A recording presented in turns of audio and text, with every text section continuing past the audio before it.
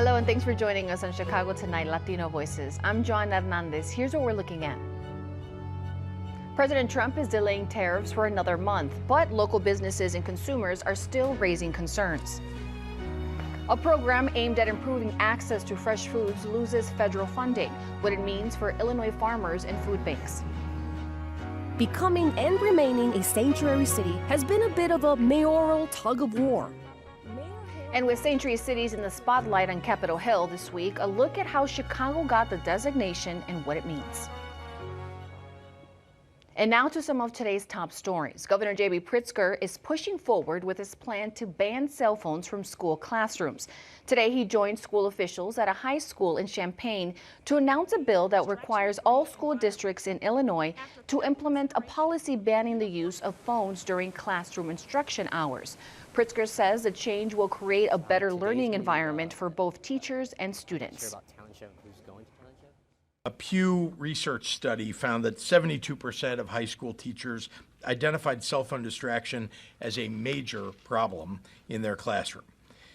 Other independent evaluations have shown phones increase harm to social and mental health, foster academic dishonesty. Champaign is one of the school districts in Illinois that already has a no cell phone policy. And city lawyers are recommending paying a woman assaulted by a Chicago police officer $280,000.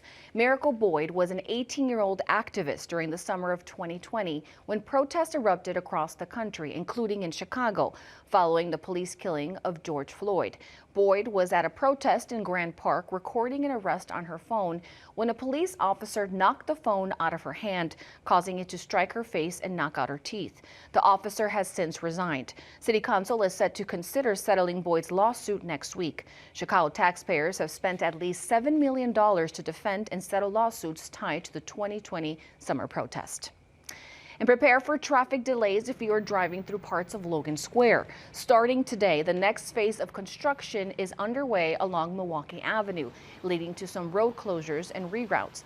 There will be a permanent closure along Milwaukee Avenue through Logan Square Park. Traffic around the Logan Square Circle will be redirected to the outer lanes, and no parking will be permitted in certain areas, so make sure to keep an eye out. This work is part of the Chicago Department of Transportation's $27 million project to upgrade the infrastructure of the Milwaukee Avenue streetscape and Logan Square Circle. Improvements will include a variety of new upgrades like pedestrian crosswalks, new street lights, an off-street bike path, and 2 community spaces. And the winner of the vote to redesign Illinois flag is the existing state flag. A public vote was held as part of a design contest featuring 13 different flag designs, but ultimately the current flag received the most votes. Illinois Secretary of State's office announced today that the existing flag received 385,000 votes, or 43% of the vote. That was larger than the next 5 designs combined. The results of the online vote are non-binding, but they will prepare a report that the Illinois Flag Commission is scheduled to release to the General Assembly by April 1st. Lawmakers will have the choice to adopt a new flag or keep the old one. Up next, what the tariff whiplash means for you. That's right after this. Chicago Tonight, Latino Voices, is made possible in part by the support of these donors.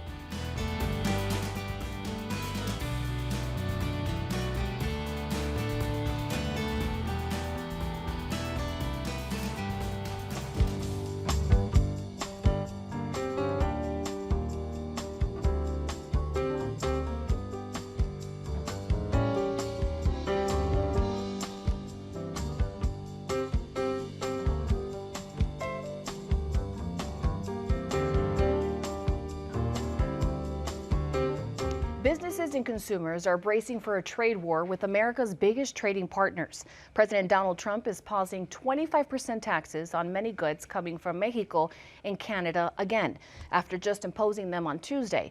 He's also moving forward with 20% tariffs on Chinese imports.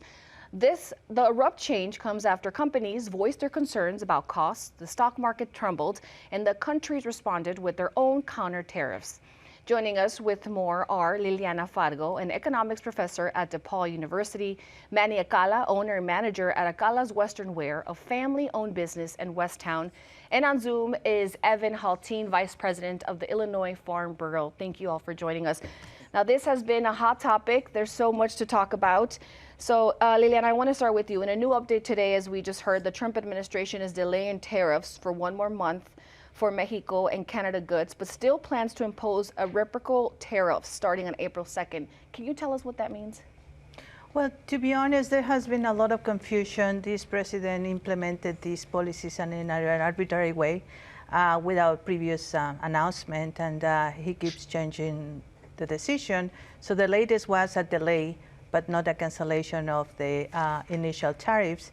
And he is also planning to impose retaliatory tariffs on other countries. So that certainly creates a lot of uncertainty, and even though it's a delay, it's not a cancellation, and there is no clarity about what will happen after April 2nd. As you just mentioned, it's a delay, not a cancellation, and this is the second change that Trump has announced in less than 24 hours. The first update gave the car industry a 1-month delay for those tariffs. What are your thoughts on these constant back and forth changes?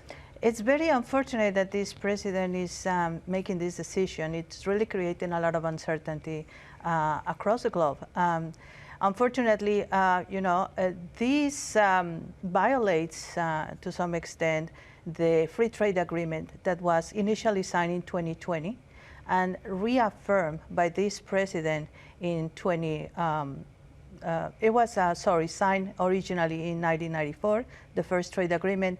Then it was reaffirmed by this same president in 2020. And now he is using a special provision that he argues is related to national security to violate this free trade agreement. Now, the latest is that the cancellation only applies for the products that are in accordance with the latest agreement.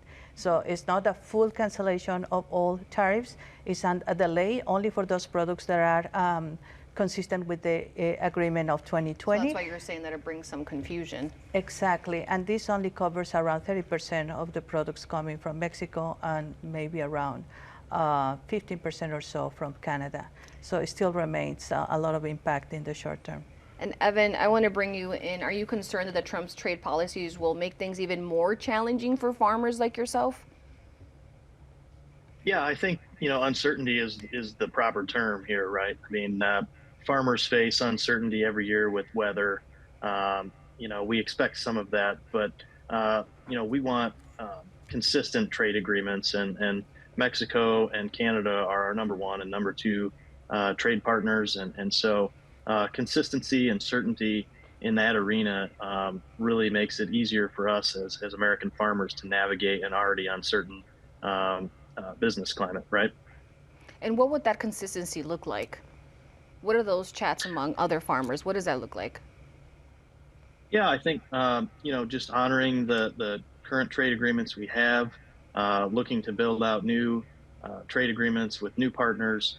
The U.S. is just built to be a great exporter in ag products, but in all products, right? And so utilizing our ability to be a net exporter steers into our ability to be profitable. So just continuing to build upon the work that's already been done to build the USMCA and other trade agreements is really what we're looking for, to have that consistency.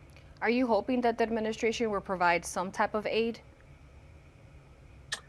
Well, I mean, historically, trade agreements tend to hit agriculture and farmers the hardest, and so we hope we wouldn't be forgotten if it gets to that point. But as I said, we want trade and we want markets. We don't want assistance, right? We want to sell the products that we're so good at producing, and just continue to build on the work that's been done to get to where we are with these trade agreements.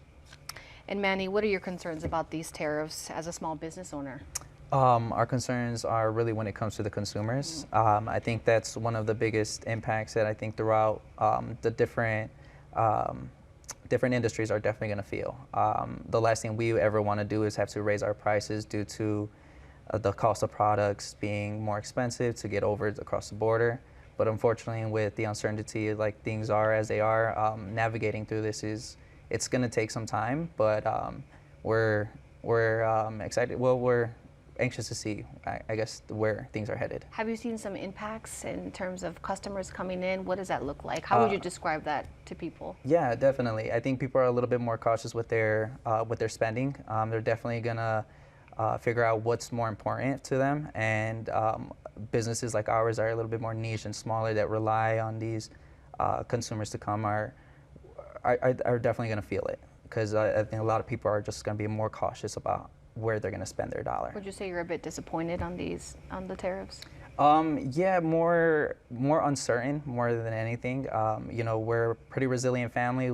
We can definitely push through it, but it definitely caused some kind of concern How long have to you been us. in the neighborhood? Gracias a Dios, 53 years. 53 is a Yes, long time, so it's a yes. family-run business. It is. Grandfather started it. My father and his brothers and sisters made it to where we are, and now myself, third generation, and my cousins hopefully take it to the next level. Yes. Wow.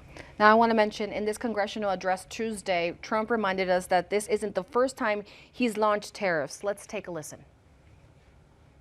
The tariffs will go on agricultural product coming into America, and our farmers, starting on April 2nd, it may be a little bit of an adjustment period. We had that before when I made the deal with China, $50 billion of purchases, and I said, just bear with me, and they did. They did. Probably have to bear with me again, and this will be even better. Evan, do you think farmers can bear with him for a second time? Well, you know, I think the real question is how long, you know, do we have to bear the brunt of trade issues? You know, the uncertainty can maybe be bared for a short time, but you know, as I said earlier, it's just, you know, we spend so much time and effort as a country, as an industry, building out these trade relationships. And, you know, I mean, 40% of our corn goes to Mexico. We've taken a lot of time and effort by a lot of people to get us to this point to have that export market. And so, you know, we just really want and hope that the president will honor the terms of the USMCA, stick to a fair and level playing field when it comes to trade relations, and offer us as American farmers the opportunity to sell our products that we're so good at producing in a global community. There's a big partnership there, Liliana. Someone who used to work for the Department of Commerce in Mexico, you know, the Trump administration is also saying that companies should just move manufacturing out of countries to America to avoid paying the tariff. How realistic is that for companies to do? Well, it's very unrealistic if you are just giving them 1 month to adjust. And again, there is a lot of uncertainty in that area. But, you know, I just wanted to highlight, there are a couple of graphs that I wanted to show that highlights also the magnitude of this impact. And I don't know if they have it there. The Council of Affairs pointed out what Evan mentioned, that Mexico is the first trade partner with the United States, followed by Canada and China. And there is significant trade between these countries. And there is what is called the supply chain effect that goes back to your question.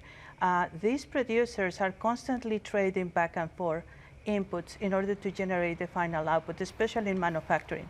So these outrageous tariffs will just disrupt that supply chain. And like Evan mentioned, it's taken time to build that partnership. Exactly, and it will create a lot of disruption in that supply chain as well. It's not just about moving a particular physical plant, it's about restructuring the entire supply chain, and that would take at least a couple of years. And Manny, your business sources, much of it's leather from Mexico. You know, why not just buy American? You know, when it comes to quality goods, I think we expect them to come from here in the U.S., but also they do come from Mexico as well. And a lot of manufacturers do get their products from Mexico, and I think that they're definitely going to feel it. We always just, you know, shop locally, support your small businesses, and definitely whatever it takes to get this economy going.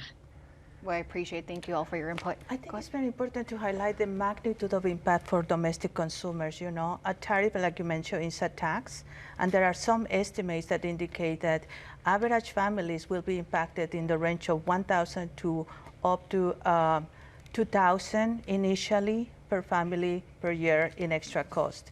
And it could be significantly higher if we consider the supply chain effect. And then just for an average car, auto industry also is going to be significantly affected. You could expect to pay around $3,000 and up to $6,000 extra for a family car. There's a really big impact there. Right. I'm going to have to leave it at there, Liliana. Sure. Thank you very much for all of your input. Coming up, how Chicago became a sanctuary city and what exactly that means. We explain next.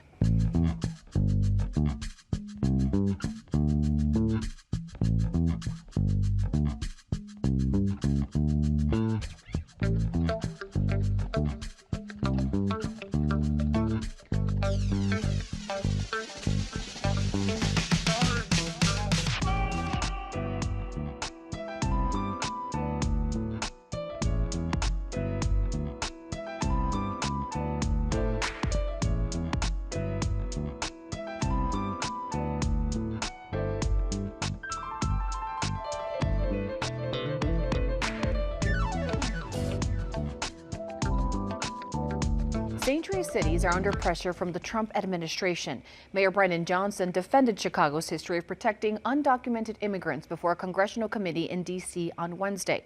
It comes as the Trump administration and Republicans in Congress are trying to strip sanctuary cities of all federal funding. In tonight's WTTW News Explained series, we explore how Chicago became a sanctuary city and what it means.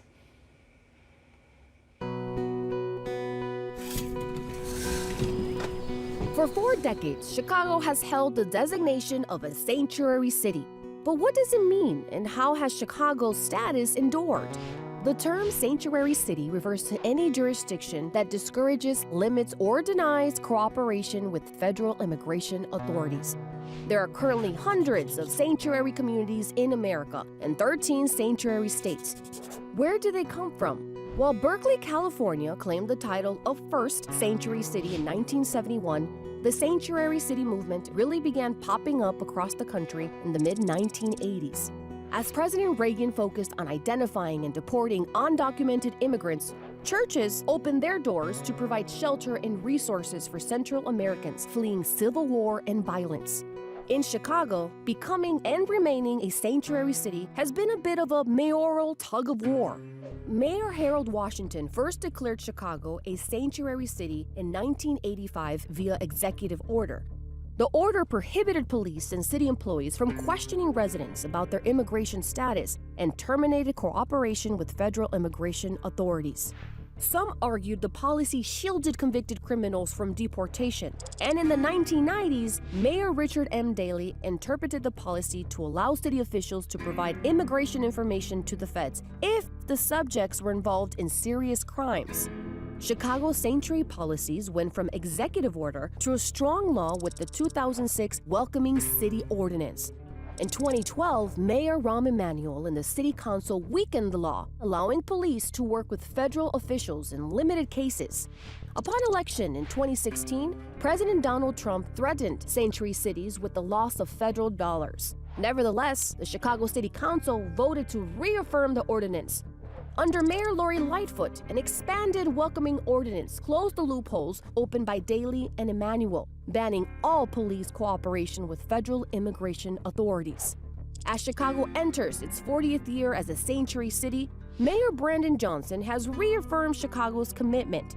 And today, thousands of refugees and undocumented immigrants have found a safe haven in Chicago. A point of pride for those who believe offering sanctuary is a matter of human rights, and a point of consternation for those who see it as a hurdle for law enforcement.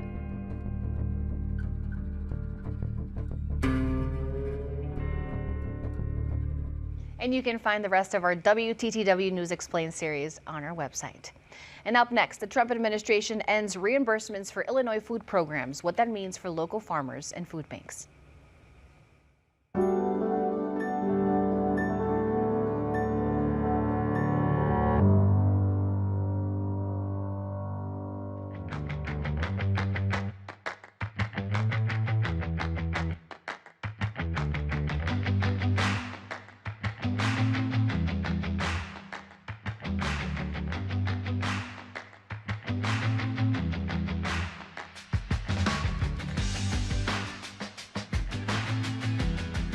A local program aimed at improving food access is in jeopardy as the Trump administration cuts off federal support. The latest cuts ends reimbursements to the local food purchase assistance program from the U.S. Department of Agriculture. Farmers and food banks across Illinois now face uncertainty as planting season approaches. Joining us is Capital News Illinois State House reporter Ben Selensky. Thank you for joining us, Ben. Let's get straight to it. Can you just explain how the local food purchase assistance program works and who is it aimed at supporting? Yeah, people probably know this program more commonly known as Illinois Eats. And basically, this is a program for both farmers and people who are in need of food, people who struggle to find food, especially healthy food. So this program essentially provides reimbursements to the state of Illinois to cover a grant program for Illinois farmers to provide fresh food and vegetables to Illinois food banks and other places where people can access food. The real kicker with this program is it's designed to help people who have a hard time finding food. They may not have a grocery store that's readily available to them, and some of their best food options just aren't the most healthy options. So this is a program that really supports Illinois farmers in providing fresh food, and then it also supports people who are hungry and in need of food. So Ben, are we talking about food banks? Like food pantries? Yes. Yes, so this goes to food pantries. It goes to really any place that distributes food to communities across Illinois. So these are places where people go in, they're in need of food. The grocery store could be an unaffordable option for them. It may not be a healthy option for them. And sometimes they struggle to find healthy options at these sort of places. And this was a way that the federal government and the state of Illinois agreed is going to be a good way to ensure that fresh food gets into those locations. And has the U.S. Department of Agriculture given any explanation for this decision? No, the state just found out about this earlier this week, that this program is basically being ended on the federal level. The federal government is not going to reimburse the state for any costs that have incurred since Donald Trump took over as president. So the state's actually on the hook for $18 million that the federal government owed the state for reimbursements as part of covering this program. I didn't receive any response from the U.S. Department of Agriculture. The state got no explanation when they were told this program is ending. Illinois farmers got no explanation. So we're really unsure exactly what happened here. Have you been able to get some feedback on, some of the people who work at these food pantries? What are they telling you? Yeah, the farmer I spoke to down in Kankakee County, she told me that she's really concerned mostly about the people who depend on this program as a source of food.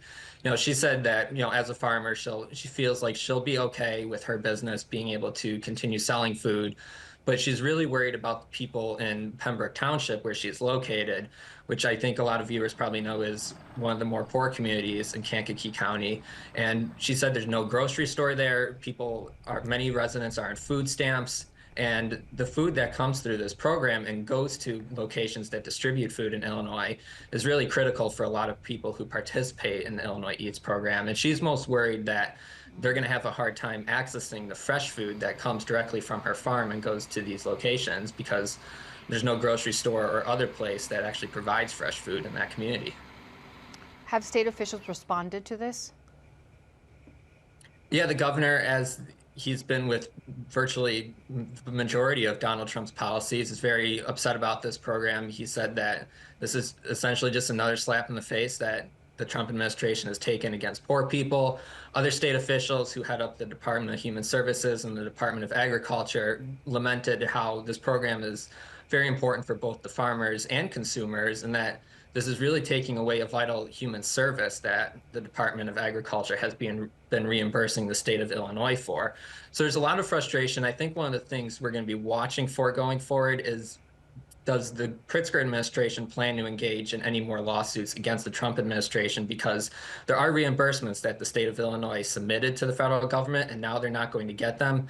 So there could be a legal argument here that the state is owed this money, and this program needs to be seen through its fulfillment that the state and federal government have already agreed to. And Ben, talking about moving forward, do these cuts mean that the program has officially ended? Yeah, the hope really from folks who I've talked to who are part of this program, they hope that this is a pause because we have seen so many changes to the Trump administration's policies. Things have been paused or they've said they're going to do things and then they've changed their mind about what exactly they're going to do. So there's hope that eventually this program may be brought back. But right now, for all purposes in the state of Illinois, the state can't really carry out this program because they're not getting the funding from the federal government to actually cover the program. So therefore, the state's not going to be putting forward more costs on their end for this program. So right now, it's what people hope is pause, but it's unclear how long that pause will last. It could last for a very long time. We're going to have to wait and see. Well, thank you, Ben, for breaking that down for us. Absolutely. And that's our show for this Thursday night. Join us tomorrow night at 5:30 and 7 for the weekend review. Now, before we go, a note of congratulations. What do studs Coco Taylor, and Roger Ebert have in common?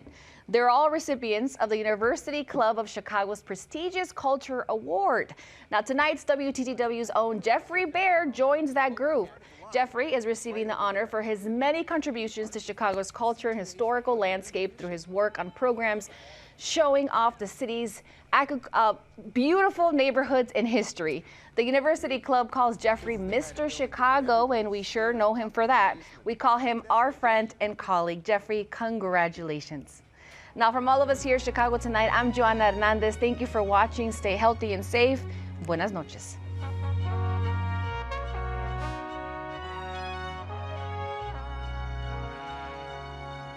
Closed captioning is made possible by Robert A. Clifford and Clifford Law Offices, a Chicago personal injury and wrongful death firm that is proud to give back to its community in Chicago and beyond.